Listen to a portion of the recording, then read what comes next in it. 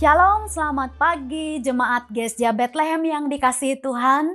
Senang sekali bisa menyapa Bapak Ibu sekalian dan beribadah bersama-sama di ibadah online kita pada hari ini. Saya Rika dan suami saya Andre adalah misionari utusan Gesja Indonesia untuk Jerman. Dan saya sangat bersuka cita bisa berbagi kebenaran firman Tuhan untuk kita bersama-sama pada hari ini. Tapi sebelumnya mari kita berdoa supaya Tuhan menolong kita mengerti kebenaran firman Tuhan. Mari kita berdoa. Tuhan, kami bersyukur untuk kesempatan hari ini kami boleh kembali bersama-sama belajar firman-Mu. Kami membuka hati kami dan kami berdoa biar Roh Kudus, Engkau sendiri yang menerangkan isi hati-Mu kepada kami, supaya kami mengerti apa yang menjadi kerinduan hati Tuhan. Kami rindu diberkati dengan firman-Mu dan berbicaralah kepada kami semua, karena kami siap mendengarkan Engkau. Di dalam nama Tuhan Yesus kami berdoa, haleluya, amin. Bapak Ibu yang dikasihi Tuhan, saya dan suami saya baru saja pindah ke kota Berlin, ibu kota Jerman sekitar 8 bulan. Dan kami sedang mulai merintis sebuah gereja internasional, Lighthouse International Church. Kami sangat berterima kasih untuk dukungan yang diberikan oleh Gesja Bethlehem melalui Yayasan HBLM, sehingga kami semakin bersemangat bekerja di ladang Tuhan. Kami sudah menerima bantuan dari Gesja Bethlehem sejak Januari 2018 dan kami terus berdoa melalui pelayanan kita bersama-sama, Injil bisa sampai ke ujung bumi dan suku-suku bangsa akan datang kepada Tuhan. Dan hari ini saya ingin berbagi kebenaran firman Tuhan yang saya beri judul The Harvest Time Means Working Hard. Masa penuaian artinya bekerja keras. Saya percaya Tuhan sangat rindu melihat jiwa-jiwa datang ke dalam kerajaannya. Dan Tuhan ingin memakai kita semua.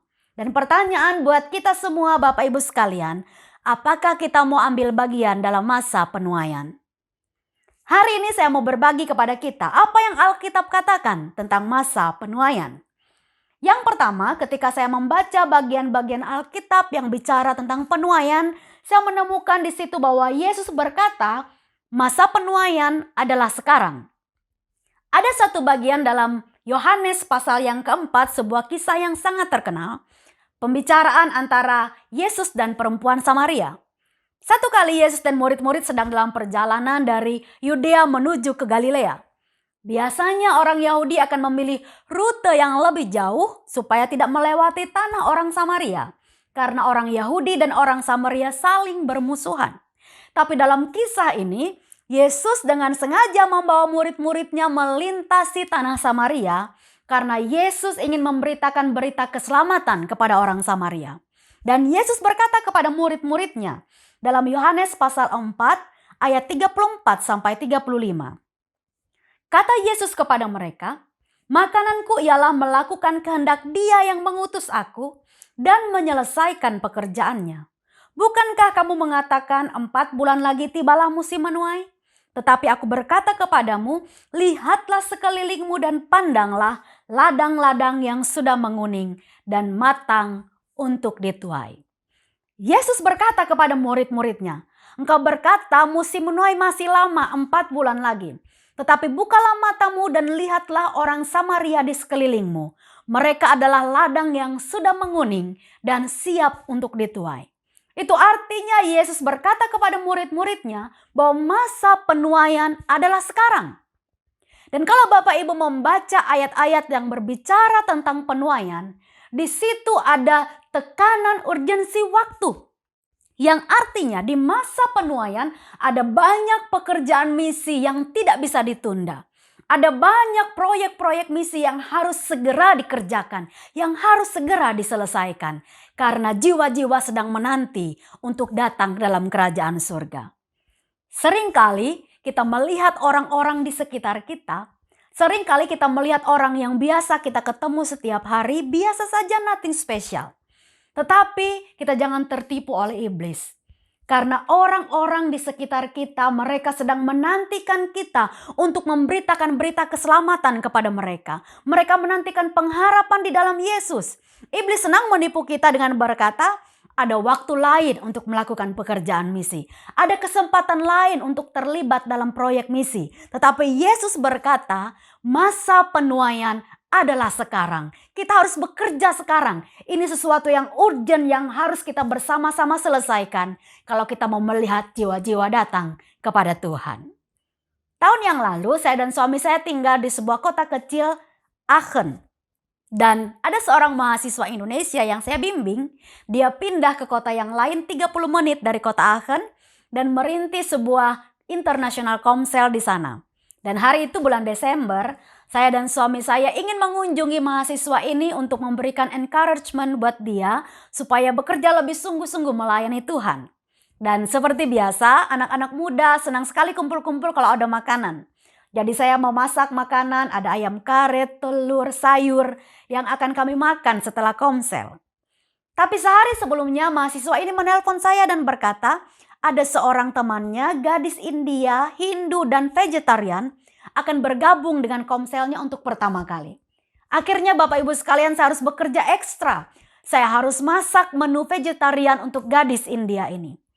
Keesokan harinya, bulan Desember, musim dingin, kami bangun pagi-pagi, memasak, membawa makanan naik kereta, dan kami komsel bersama-sama.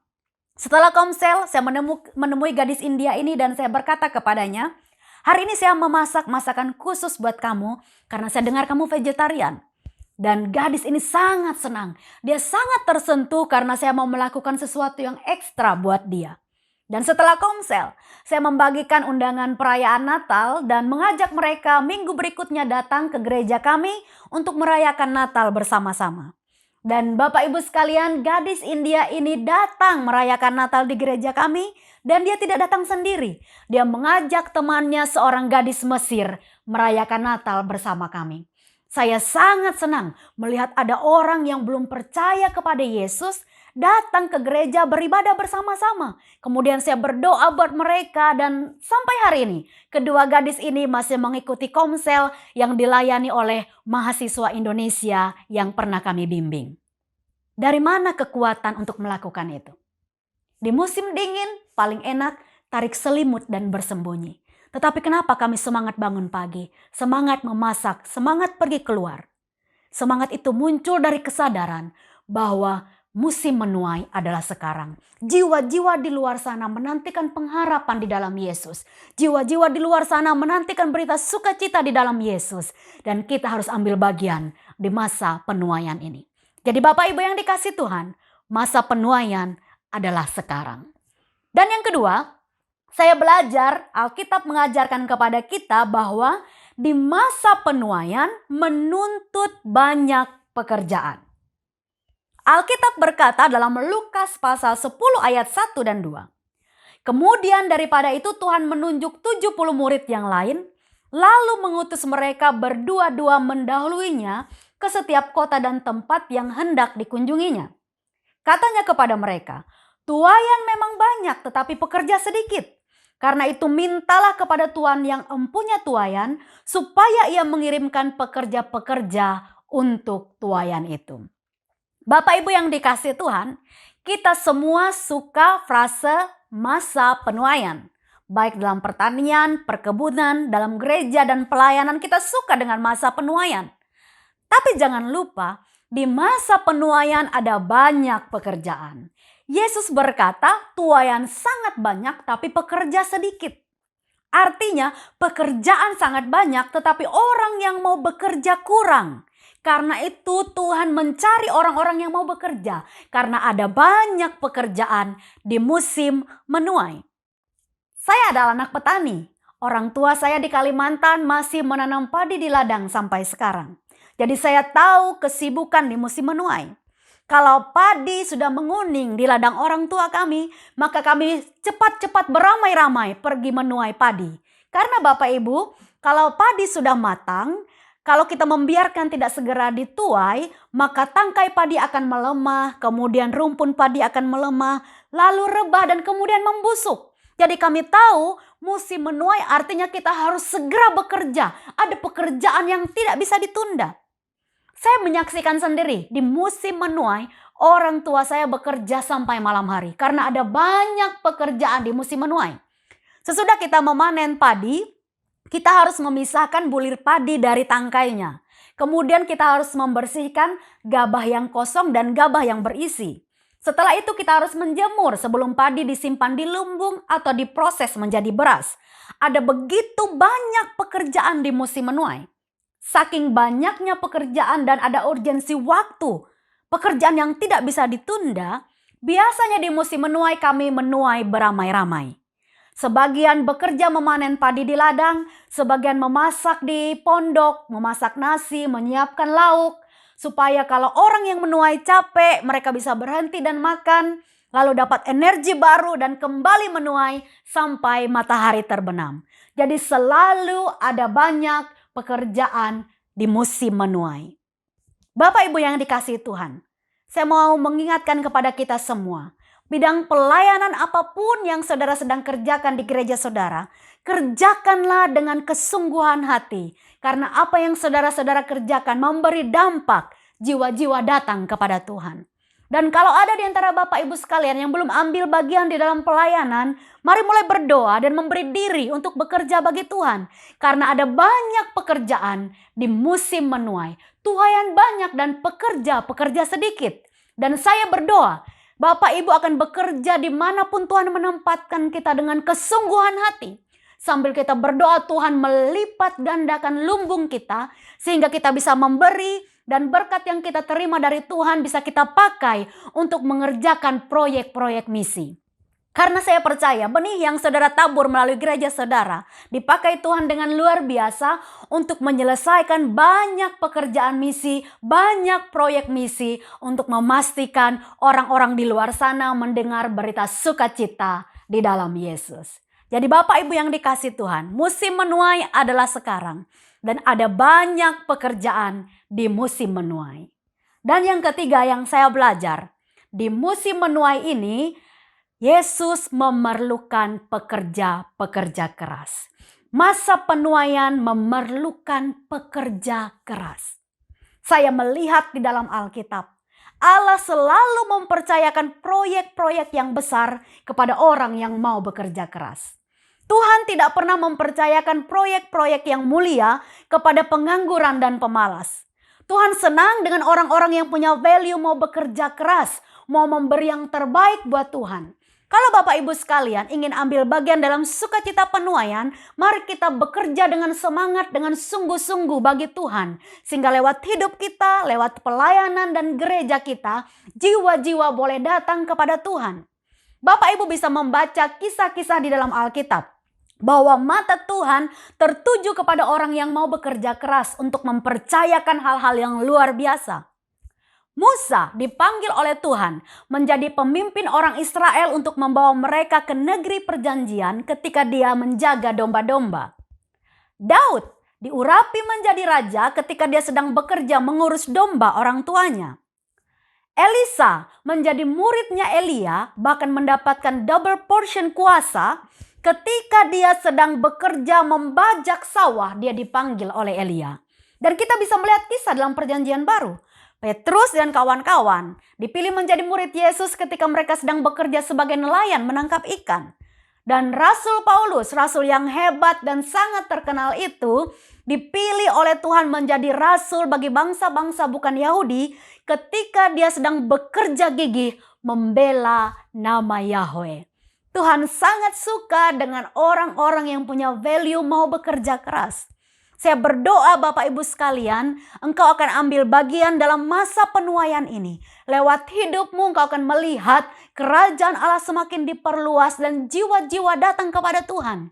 Dan saya berdoa orang-orang yang hari ini mau mengambil komitmen, mendedikasikan hidupnya, bekerja untuk kemuliaan nama Tuhan, akan dinyatakan berkat Tuhan atas hidupmu. Tuhan memberkati pekerjaan tanganmu, Tuhan memberkati bisnismu, Tuhan memberkati keluargamu, Tuhan memberkati lumbungmu, Tuhan memberkati kesehatanmu, sehingga Bapak Ibu sekalian punya kekuatan, punya sumber-sumber untuk melakukan pekerjaan-pekerjaan yang besar di masa menuai ini. Saya dan suami saya tinggal di Berlin, sepertinya kami tidak punya bos. Tidak ada orang yang mengawasi kami dan selalu bertanya apakah kami bekerja, apakah kami tidur, apakah kami bersantai-santai. Tetapi saya menaruh prinsip ini di dalam hidup saya. Bekerjalah lebih dari jumlah gaji yang kamu terima. Bekerjalah ekstra, bekerjalah serius, bekerjalah dengan kesungguhan hati seperti untuk Tuhan dan bukan untuk manusia. Kami bersyukur untuk apa yang Tuhan kerjakan dalam pelayanan kami di Berlin. Kami ada ibadah setiap hari Sabtu memulai gereja internasional yang sedang kami rintis. Dan biasanya hari Sabtu ada banyak kesibukan yang harus saya kerjakan. Hari sebelumnya saya sudah menyiapkan firman Tuhan dan Sabtu pagi saya mulai memasak untuk komsel kami.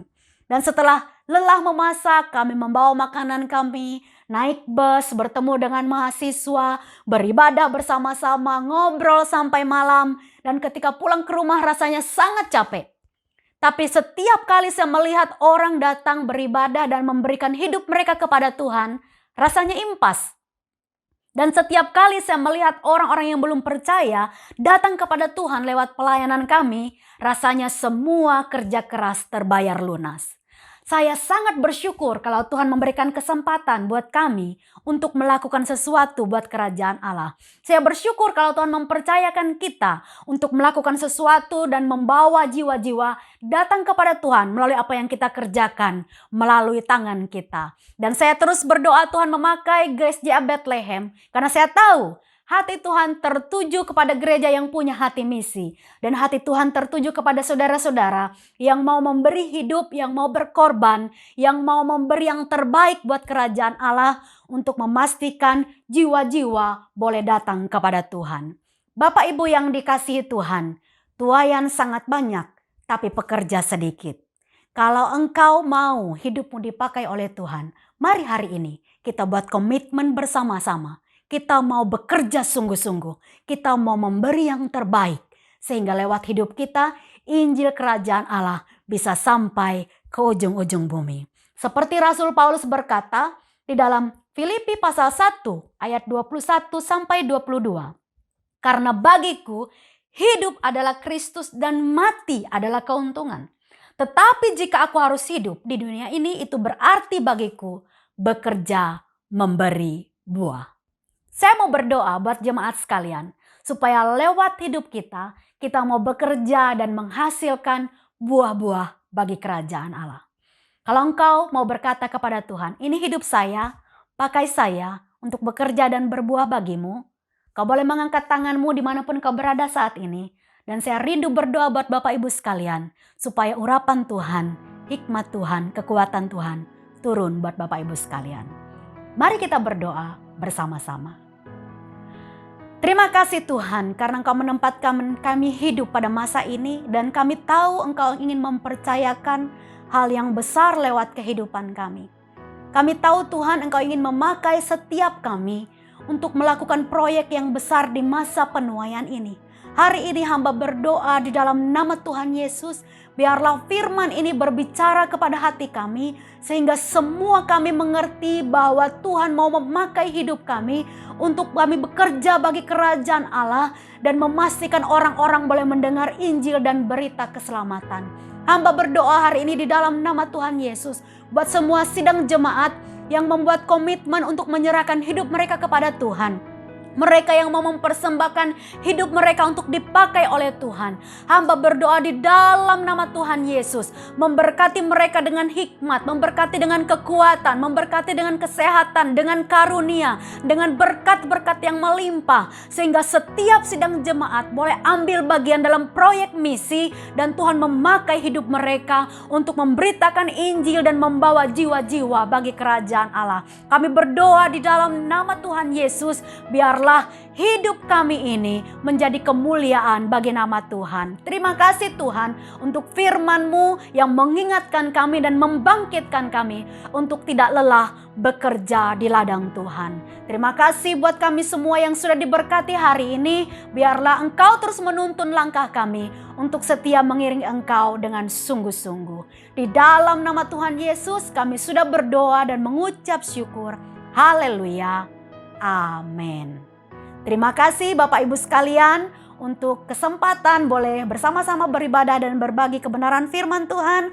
Siap berdoa supaya jemaat sekalian dan GSJ Bethlehem dipakai Tuhan dengan luar biasa untuk memperluas kerajaan Allah. Tuhan Yesus memberkati.